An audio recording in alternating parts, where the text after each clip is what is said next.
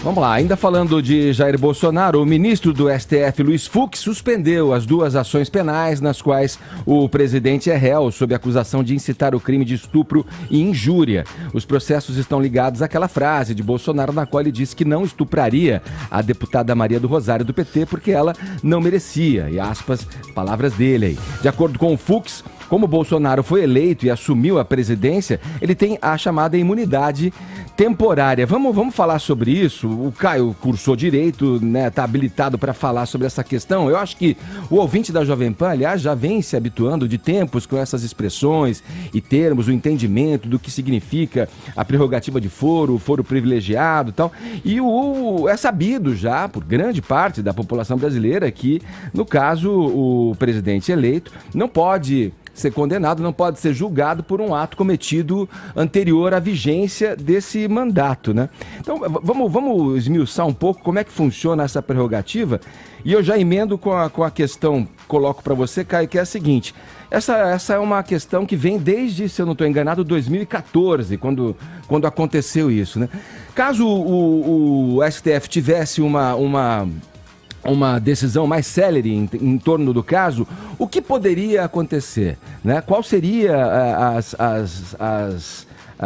os efeitos, né, de uma decisão anterior à eleição de Jair Bolsonaro? E se isso pode prescrever, digamos, se Bolsonaro completa o seu mandato, em que tempo isso pode prescrever?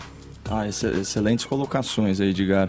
A gente de fato está falando de um dos privilégios da presidência da República, né? A origem da palavra privilégio é latina, ela vem de privilegium, né? Que é a lei privada, a lei para poucos. E nesse caso, realmente, só o presidente é beneficiado por esse instituto que é conhecido como imunidade penal temporária. Surpreendentemente, essa é uma decisão do STF que segue a letra da lei constitucional. Afinal de contas, isso está previsto no artigo 86 da Constituição, parágrafo 4º, para quem tiver interesse, que diz que o presidente da República, na vigência de seu mandato, não pode ser responsabilizado por atos estranhos ao exercício das suas funções, portanto, anteriores ao mandato. Existe, a gente já falou, inclusive, disso, uma divergência doutrinária sobre o que significa responsabilizado, se ele poderia ser investigado ou não, ou se isso valeria apenas para processos já instaurados. O fato é que, pelo menos, a prescrição, né, ela fica com seu prazo suspenso. Então, o reloginho da impunidade para de correr nesse caso. Vale sempre a pena destacar a fala brilhante do ministro Sérgio Moro a respeito do instituto da prescrição, né, que é a extinção da punibilidade pelo decurso do tempo. Diz o ministro: o processo penal tem que acabar ou com absolvição ou com condenação. Prescrição é apenas falha do sistema. Certo? E aqui também vale a pena recapitular para o ouvinte da PAN os 3 processos no âmbito do STF relacionados ao Bolsonaro. Você teve esse episódio da Maria do Rosário, né, em que em 2014, né, em sessão, lá no púlpito da Câmara, ele fala o seguinte: há poucos dias você me chamou de estuprador no Salão Verde, e eu falei que não ia estuprar você porque você não merece. Qual foi a consequência jurídica disso? Em primeiro lugar, uma ação civil por danos morais. Então, que o Bolsonaro, inclusive, já foi condenado e pagou R$10 mil de indenização. Aqui cumpre destacar que essa foi uma decisão unânime do TJ, né? E porque, obviamente, houve ofensa à dignidade da deputada. Uma curiosidade que muita gente tem é, poxa, se houve a condenação, por que isso não implicou em consequências eleitorais para ele do ponto de vista da lei da ficha limpa? É que por ser uma ação civil, a condenação, ainda que por órgão colegiado, não torna o cidadão inelegível. Então esse é o primeiro ponto. O que mais que repercutiu dessa fala? Que são os processos, vamos dizer assim, suspensos pelo ministro Fux. Uma queixa-crime por injúria, né, que é um crime contra a honra, e uma ação penal por incitação ao crime de estupro, certo? Então, que pressuporia aí um estímulo à prática desse crime. Assim, na minha opinião, no mérito, a injúria é pertinente, a incitação é pura fantasia. A gente tem, de fato, uma grosseria hiperbólica aí e não um convite a esse crime, até porque esse é o tipo de conduta que o Jair Bolsonaro, enquanto deputado, sempre combateu, né? Tem aquele outro episódio, né, isso já mais perto da eleição, que é o episódio de fuzilar a petralhada. Vou ler aqui aspas do presidente. Vamos fuzilar a petralhada toda aqui do Acre. Vamos botar esses picaretas para correr do Acre. Já que eles gostam tanto da Venezuela, essa turma tem que ir para lá. Só que lá não tem mortadela, vocês vão ter que comer capim mesmo, né? Aqui vale a gente fazer uma menção honrosa ao jornalista que já foi aqui da PAN, o Reinaldo Azevedo. Ele que é responsável por esse neologismo, né? Que é fruto da contração das expressões PT e Irmãos Metralha, que é aquela quadrilha dos quadrinhos lá do Tio Patinhas.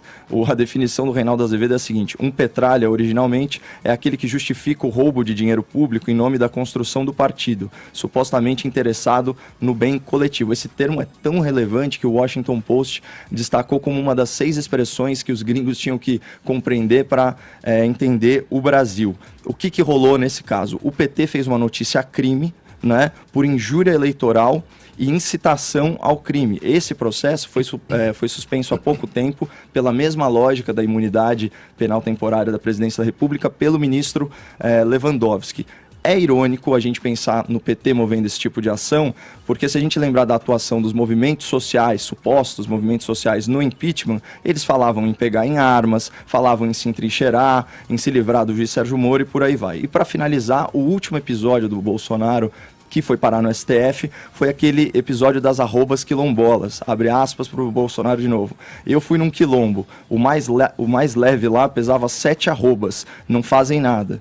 A só título de curiosidade, a arroba, né, que é aí uma unidade de peso para animais da pecuária, ela equivale aí a 14,6 quilos, portanto 7 arrobas é o equivalente mais ou menos a 102 quilos. O que a primeira turma do STF fez? Ela arquivou a denúncia por racismo movida pela PGR, e eles entenderam que as declarações eram, abre aspas, grosseiras e vulgares e desconectadas da realidade. E aqui eu vou abrir aspas especificamente para o voto do ministro Alexandre de Moraes, que desempatou essa votação. Ele diz o seguinte: não teria extrapolado um verdadeiro discurso de ódio, de incitação ao racismo ou à xenofobia. Então, por 3-2, essa denúncia foi arquivada. Você percebe que tem um certo fio condutor, né, Edgar? Todas são falas inapropriadas, tangenciando aí os crimes contra a honra e, obviamente, é de se lamentar.